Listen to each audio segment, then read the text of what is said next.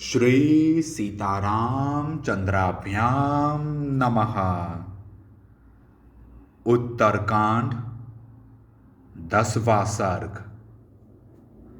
रावण आदि की तपस्या और वर प्राप्ति। इतनी कथा सुनकर श्री रामचंद्र जी ने अगस्त्य मुनि से पूछा, ब्राह्मण, उन तीनों महाबली भाइयों ने वन में किस प्रकार और कैसी तपस्या की? तब अगस्त्य जी ने अत्यंत प्रसन्नचित्त वाले श्री राम से कहा, रघुनंदन, उन तीनों भाइयों ने वहां पृथक पृथक धर्म विधियों का अनुष्ठान किया। कुंभकर्ण अपनी इंद्रियों को संयम में रखकर प्रतिदिन धर्म के मार्ग में स्थित हो गर्मी के दिनों में अपने चारों ओर आग जला धूप में बैठकर पंचाग्नि का सेवन करने लगा। फिर वर्षा ऋतु में खुले मैदान में विरासन से बैठकर मेघों के बरसाए हुए जल से भीगता रहा और जाड़े के दिनों में प्रतिदिन जल के भीतर रहने लगा।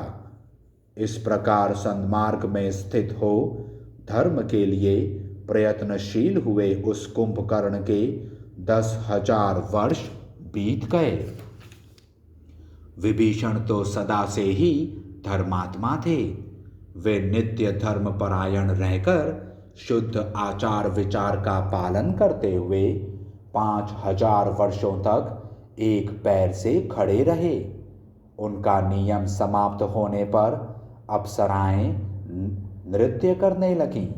उनके ऊपर आकाश से फूलों की वर्षा हुई और देवताओं ने उनकी स्तुति की। तदंतर विभीषण ने अपनी दोनों बाहें और मस्तक ऊपर उठाकर स्वाध्याय परायण हो 5,000 वर्षों तक सूर्य देव की आराधना की। इस प्रकार मन को वश में रखने वाले विभीषण के भी 10,000 वर्ष बड़े सुख से बीते, मानो वे स्वर्ग के नंदन वन में निवास करते हों। दशमुख रावण ने 10,000 वर्षों तक लगातार उपवास किया। प्रत्येक सहस्त्र वर्ष के पूर्ण होने पर वह अपना एक मस्तक काटकर आग में होम देता था। इस तरह एक एक करके उसके 9,000 वर्ष बीत गए और 9 मस्तक भी अग्निदेव को भेंट हो गए। जब 10वां सहस्त्र वर्ष पूरा हुआ और दशग्रीव अपना 10वां मस्तक काटने को उद्यत हुआ, इसी समय पितामह ब्रह्मा जी वहां आ पहुंचे। पितामह ब्रह्मा अत्यंत प्रसन्न होकर देवताओं के साथ वहां पहुंचे थे। उन्होंने आते ही कहा, दशग्रीव, मैं तुम पर बहुत प्रसन्न हूं। धर्मज्ञ, तुम्हारे मन में जिस वर को पाने की इच्छा हो उसे शीघ्र मांगो। बोलो, आज मैं तुम्हारी किस अभिलाषा को पूर्ण करूं? तुम्हारा परिश्रम व्यर्थ नहीं होना चाहिए। यह सुनकर दशग्रीव की अंतरात्मा प्रसन्न हो गई। उसने मस्तक झुकाकर भगवान ब्रह्मा को प्रणाम किया और हर्ष गदगद वाणी में कहा, भगवान, प्राणियों के लिए मृत्यु के सिवा और किसी का सदा भय नहीं रहता है। अतएव मैं अमर होना चाहता हूँ, क्योंकि मृत्यु के समान दूसरा कोई शत्रु नहीं है। उसके ऐसा कहने पर ब्रह्मा जी ने दशग्रीव से कहा, तुम्हें सर्वथा अमरत्व नहीं मिल सकता, इसलिए दूसरा कोई वर मांगो। श्री राम, लोक स्त्रष्टा ब्रह्मा जी के ऐसा कहने पर दशग्रीव ने उनके सामने हाथ जोड़कर कहा, सनातन प्रजापते, मैं गरुण, नाग, यक्ष, दैत्य, दानव, राक्षस तथा देवताओं के लिए अवध्य हो जाऊं। देववंद्य पितामह, अन्य प्राणियों से मुझे तनिक भी चिंता नहीं है। मनुष्य आदि अन्य जीवों को तो मैं तिनके के समान समझता हूँ। राक्षस दशग्रीव के ऐसा कहने पर देवताओं सहित भगवान ब्रह्मा जी ने कहा, राक्षस प्रवर, तुम्हारा यह वचन सत्य होगा। श्री राम दशग्रीव से ऐसा कहकर पितामह फिर बोले, निष्पाप राक्षस, सुनो, मैं प्रसन्न होकर पुनः तुम्हें यह शुभ वर प्रदान करता हूँ। तुमने पहले अग्नि में अपने जिन जिन मस्तकों का हवन किया है, वे सब तुम्हारे लिए फिर पूर्ववत प्रकट हो जाएंगे। सौम्य, इसके सिवा एक और भी दुर्लभ वर मैं तुम्हें यहाँ दे रहा हूँ। तुम अपने मन से जब जैसा रूप धारण करना चाहोगे, तुम्हारी इच्छा के अनुसार उस समय तुम्हारा वैसा ही रूप हो जाएगा। पितामह ब्रह्मा के इतना कहते ही राक्षस दशग्रीव के वे मस्तक जो पहले आग में होम दिए गए थे, फिर नए रूप में प्रकट हो गए।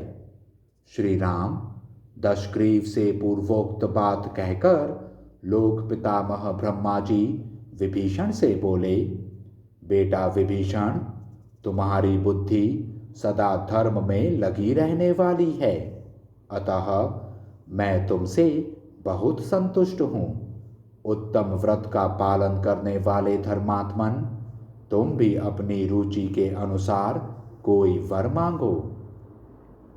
तब किरणमाला मंडित चंद्रमा की भांति सदा समस्त गुणों से संपन्न धर्मात्मा विभीषण ने हाथ जोड़कर कहा, भगवन, यदि साक्षात लोक गुरु आप मुझ पर प्रसन्न हैं तो मैं कृतार्थ हूँ। मुझे कुछ भी पाना शेष नहीं रहा। उत्तम व्रत को धारण करने वाले पितामह, यदि आप प्रसन्न होकर मुझे वर देना ही चाहते हैं तो सुनिए।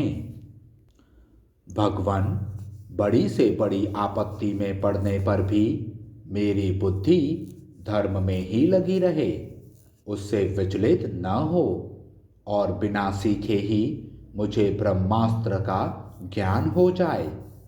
जिस जिस आश्रम के विषय में मेरा जो जो विचार हो वह धर्म के अनुकूल ही हो और उस धर्म का मैं पालन करूं।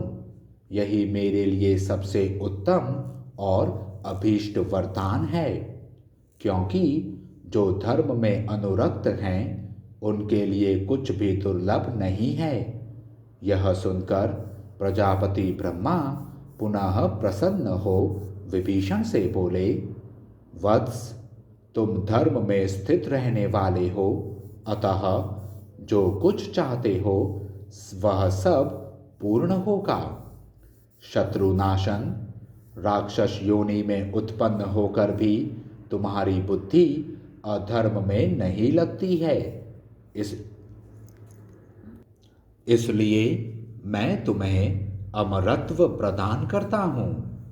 विभीषण से ऐसा कहकर जब ब्रह्मा जी कुंभकर्ण को वर देने के लिए उद्यत हुए, तब सब देवता उनसे हाथ जोड़कर बोले, प्रभु, आप कुंभकर्ण को वरदान न दीजिए, क्योंकि आप जानते हैं कि यह दुर्बुद्धि निशाचर किस तरह समस्त लोगों को त्रास देता है।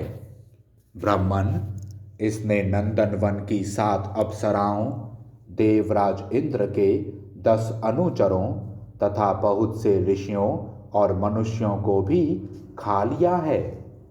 पहले वर न पाने पर भी इस राक्षस ने जब इस प्रकार प्राणियों के भक्षण का क्रूरतापूर्ण कर्म कर डाला है, तब यदि इसे वर प्राप्त हो जाए, उस दशा में तो यह तीनों लोगों को खा जाएगा। अमित तेजस्वी देव, आप वर के बहाने इसको मोह प्रदान कीजिए, इससे समस्त लोगों का कल्याण होगा और इसका भी सम्मान हो जाएगा। देवताओं के ऐसा कहने पर कमल योनि ब्रह्मा जी ने सरस्वती का स्मरण किया। उनके चिंतन करते ही देवी सरस्वती पास आ गईं। उनके पार्श्व भाग में खड़ी हो सरस्वती ने हाथ जोड़कर कहा, देव, यह मैं आ गई। मेरे लिए क्या आज्ञा है? मैं कौन सा कार्य करूं? तब प्रजापति ने वहां आई हुई सरस्वती देवी से कहा, वाणी, तुम राक्षस राज कुंभकर्ण की जीवा पर विराजमान हो, देवताओं के अनुकूल वाणी के रूप में प्रकट हो। तब बहुत अच्छा कहकर सरस्वती कुंभकर्ण के मुख में समा गईं। इसके बाद प्रजापति ने उस राक्षस से कहा, महाबाहु कुंभकर्ण, तुम भी अपने मन के अनुकूल कोई वर मांगो। उनकी बात सुनकर कुंभकर्ण बोला, देव देव, मैं अनेकानेक वर्षों तक सोता रहूं, यही मेरी इच्छा है। तब एवमस्तु कहकर ब्रह्मा जी देवताओं के साथ चले गए। फिर सरस्वती देवी ने भी उस राक्षस को छोड़ दिया। ब्रह्मा जी के साथ देवताओं के आकाश में चले जाने पर जब सरस्वती जी उसके ऊपर से उतर गईं, तब दुष्टात्मा कुंभकर्ण को चेत हुआ और वह दुखी होकर इस प्रकार चिंता करने लगा, अहो, आज मेरे मुंह से ऐसी बात क्यों निकल गई? मैं समझता हूँ ब्रह्मा जी के साथ आए हुए देवताओं ने ही उस समय मुझे मोह में डाल दिया था। इस प्रकार वे तीनों तेजस्वी भ्राता वर पाकर श्लेषमात कवन लसोड़े के जंगल में गए और वहां सुखपूर्वक रहने लगे। इस प्रकार श्री वाल्मीकि निर्मित आर्ष रामायण आदि काव्य के उत्तरकांड में 10वां सर्ग पूरा हुआ। जय श्री राम।